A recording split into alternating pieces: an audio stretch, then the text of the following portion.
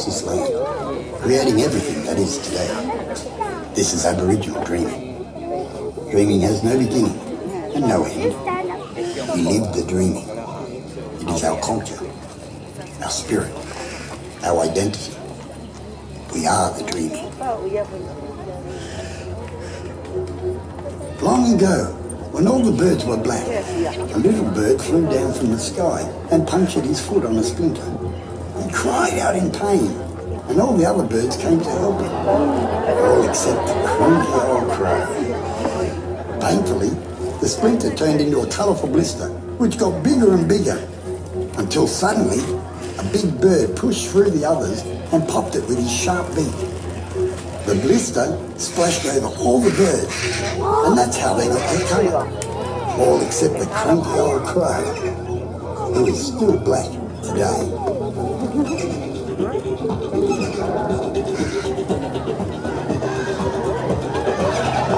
G'day, how are you all today?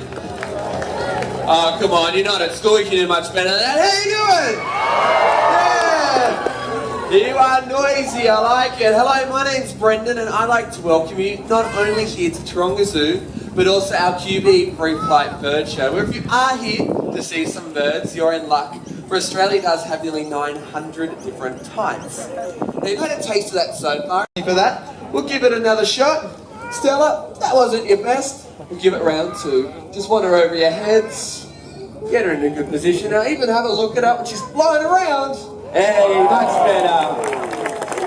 Because she has around 4 foot of wingspan. The more that she flaps those wings, the more speed she gets and the more lift Stella is capable of. Also have a look at that tail. It moves from side to side and it acts very much like the steering wheel in your car.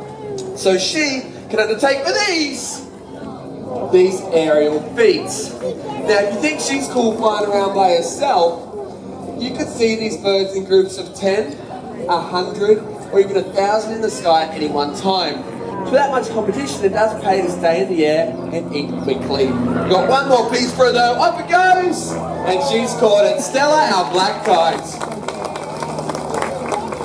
She's amazing flying around above our heads, but when it comes to birds on the ground, you cannot beat the gracefulness of the Taronga. She's doing her on-call lap, but our next bird's actually going to be coming from that direction. Her name is Billy. Now when it does come to the Taronga, there she is. They're very well known for their dancing. So she comes down, the first thing you'll notice is that big wingspan of hers, 2 meters over the wings. It's a very long landing gear. Using those long legs, because these Tarongas do tend to dance a lot, they'll dance to defend a territory or also to attract a mate. But those sleek long legs there, not only used for dancing up a storm, they'll also help keep those feathers of hers high and dry. When she's wading through wetland areas looking for things to eat, like frogs or tadpoles, even the occasional yabby could be something a bird like Billy might luck out on. If you're having a look at her though, also pay attention to that red patch in the back of her head. That's pretty important as well, because essentially lets us know, plus all the other Tarongas, that Billy here is on the lookout for a very special friend. Now I know what you're thinking, with sexy long legs like that, a bird doesn't have much to worry about, so see you later Billy.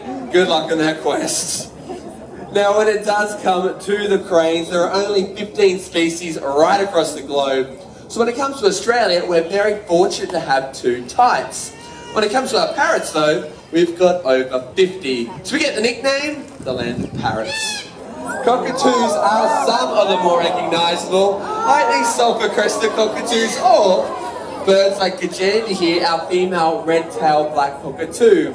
I know she's a girl, she's covered in yellow dots, whereas the boys, when mature, are solid black. He also does have a very distinct red tail, which you'll get to look at in a moment. His name does mean very red, and you'll appreciate this as he fans it over the tops of your heads. He does fly nice and close, but for a bird like Yuri, he is doing very well here at Taronga. We love having him, but unfortunately for his mates out in the wild, they're not doing so well. And that tends to be the Carnaby's cockatoo or the forest red tail over in the western parts of the country. And a big part of that does have to do with changes that we make to the land. So when we clear trees to make our homes, these birds can luck out that they need some very old trees close to 100 years of age to raise their young, but they have hollows in them. But on the flip side, there are changes to be made that really do work out well for these parrots. In some steads, we plant crops so birds will come down, feed on those extra food resources, and their numbers are thriving. But if we want to make sure birds like Yuri are going to be around and fly into the future and not disappear, it really does come down to our actions and the things that we do every day. Now while he's up there with Aaron before he takes himself on home, you see every now and then his crest does go up. That's a very good way to communicate with all his mates. And his friend Kajandi over there, the two of them are doing it at the moment, they're using those calls. So if you're a cockatoo and you hear all those calls going, all that crest going up and down, essentially, it's just how they're going to communicate with each other, very similar to how we may use our facial expressions. Now, all of the birds we've seen so far, whether it be a cockatoo, a broga, or a kite, generally look for their food during the day. But if I was to ask you which birds commonly hunt at night, you'd say? Owl. Yeah, it's the owls, they are exceptional hunters. So we're going to put their hearing to the test with the sounds of frogs. We're going to have those sounds, though, come from behind one of these two rocks on stage. But to keep it fair, we're going to go to the middle, and today that's you, champ. So stay where you are, but just tell me, what's your name? Ethan, you having a good day? Awesome, Ethan. All you have to do is choose which rock our owl is flying to, okay? Do you want our owl to fly to that rock, or Ethan, that rock? That one. Thank you so much, Ethan. You can even have a round of applause for that, making the tough choices. Now, if you stay there and everyone with you turns around and looks up the back, you'll notice in amongst all the bamboo, there is a hollow log. If you can't see it yet, you'll see Howard in a moment. He's up there, he's coming out for some lunch. So let's see how he goes, coming from the back.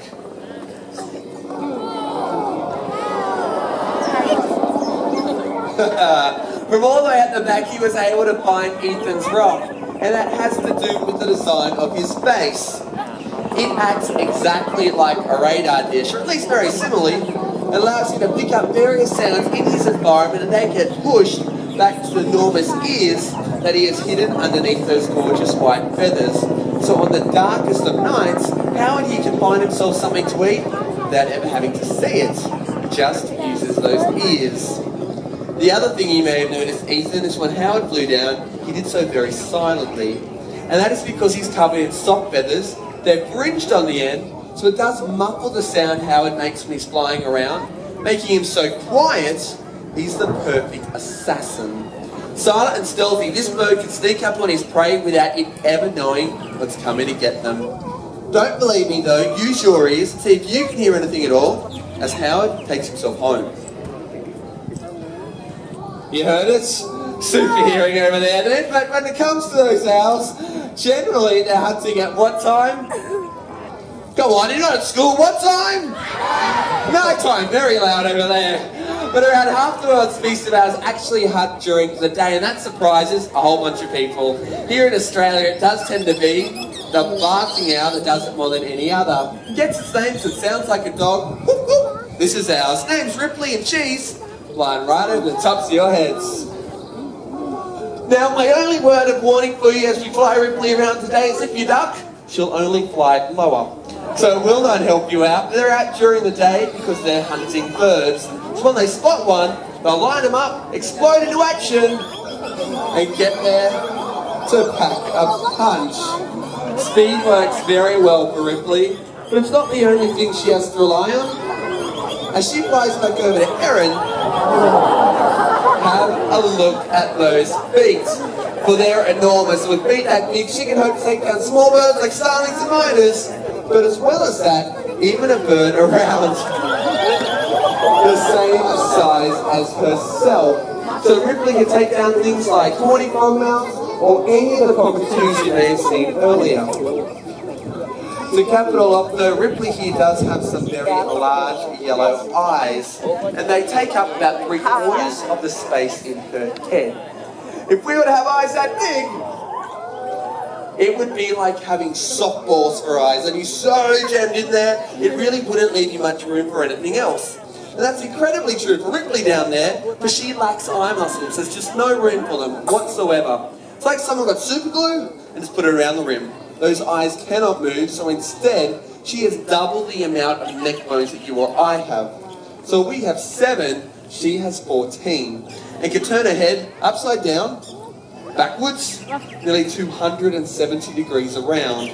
Luckily not the whole way, her head would unscrew. That's not going to help her find those birds, but as large eyes of hers allow her to spot those birds or even pest species like rats and mice. She has done a fantastic job though, so thank you Erin and thank you Ripley.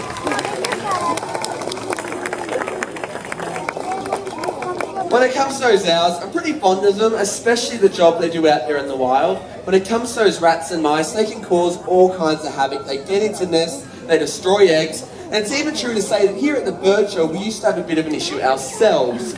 Now it was a while ago, not something we have to worry about anymore, because the owls moved in, the rats moved out. I know it's exciting, but don't worry about it, because that problem's behind us now.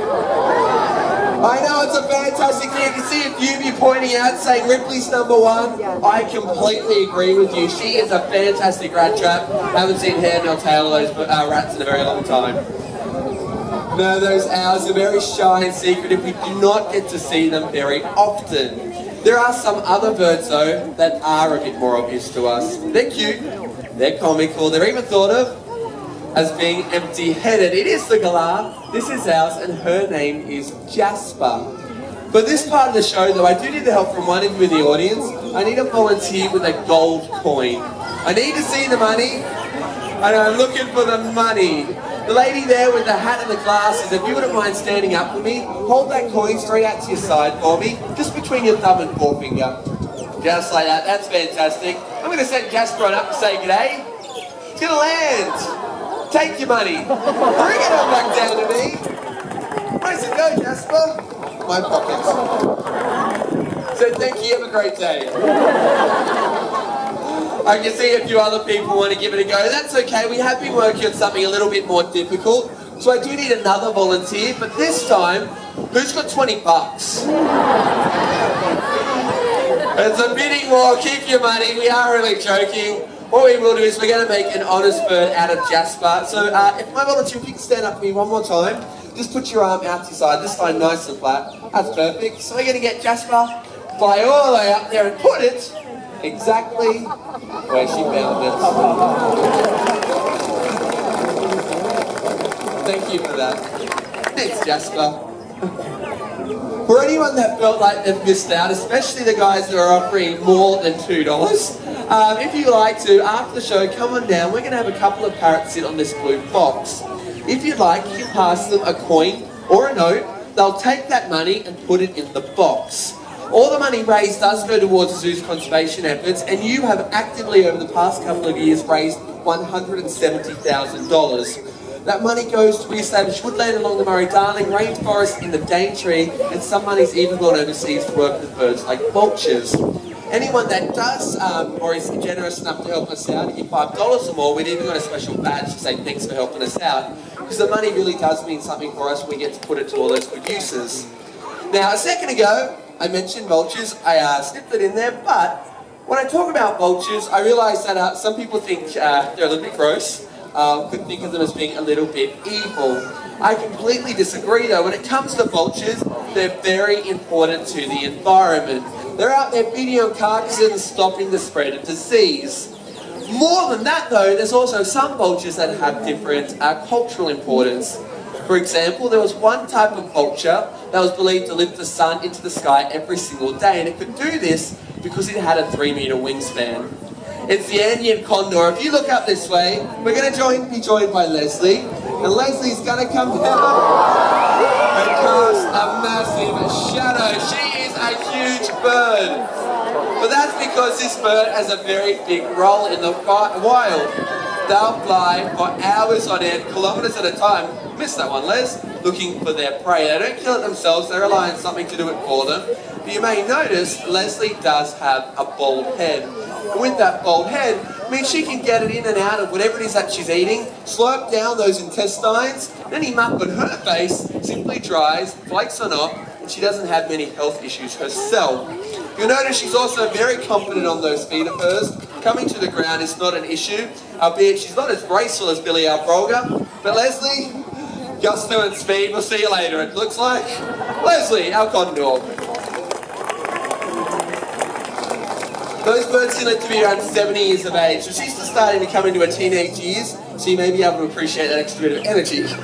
Now we're going to have another bird come out, and this guy, as much as we know that the condor is very good out there in nature, one of their recyclers, if we know she's doing things, there are things that we can do as well. Doesn't have to be as gross, but maybe as simple as what Fitzroy is going to show you. You see rubbish? Pick it up. Where's go, buddy?